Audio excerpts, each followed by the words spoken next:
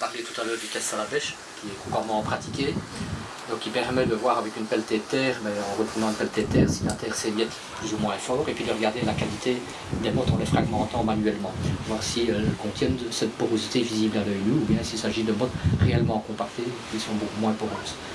Mais c'est un test relativement incomplet ou imprécis, en ce sens que la pelletée de terre, quand elle remonte une motte compactée, on ne sait pas si cette motte compactée se trouve en surface, en profondeur. Donc la méthode la plus intéressante, c'est celle qui est ici devant moi, c'est la méthode du profil culturel, où on va s'intéresser sur les 40-50 premiers centimètres à distinguer les différents horizons qui sont créés par le travail du sol et analyser les surfaces, les interfaces entre différents horizons. Donc ici par exemple l'horizon labouré qui est très meuble, l'horizon ici qui correspond à l'aspect de labour qui est beaucoup plus compact, et puis l'horizon sous-jacent.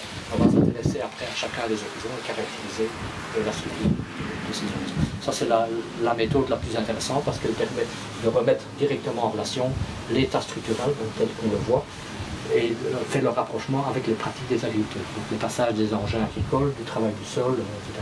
Comme on voit ici par exemple dans la partie droite du profil, un passage du tracteur au moment du semis qui a compacté le sol, alors qu'ici on est entre deux roues du tracteur, la structure est impeccable. Voilà, avec le test à la bêche, si j'avais fait mon test à la bêche ici, si je fais mon test à la bêche ici, mon sol il est très meuble. Et j'ai deux diagnostics complètement différents. Ici j'ai l'explication du diagnostic. Donc c'est la méthode pour moi la plus intéressante, mais elle demande plus de temps, plus d'investissement, et elle reste aussi un peu dépendante de l'opérateur. Et la forme des mottes n'a pas d'importance, qu'elle soit la motte qui pourrait montrer une structure grumeleuse ou une motte qui aurait une forme plus polyédrique? C'est pas tellement la forme de la motte qui va intervenir, c'est plutôt la structure interne de la motte. Donc si je prends un morceau de terre ici dans cette partie-là, je vais voir qu'il y a peu de porosité, la structure interne est très fermée. Alors que si je prends une motte dans la partie veuve, je vais casser cette motte, il y a de la porosité. Je n'ai pas du tout la même structure interne de la motte, alors que ce n'est pas tellement la forme de la motte qui va conditionner.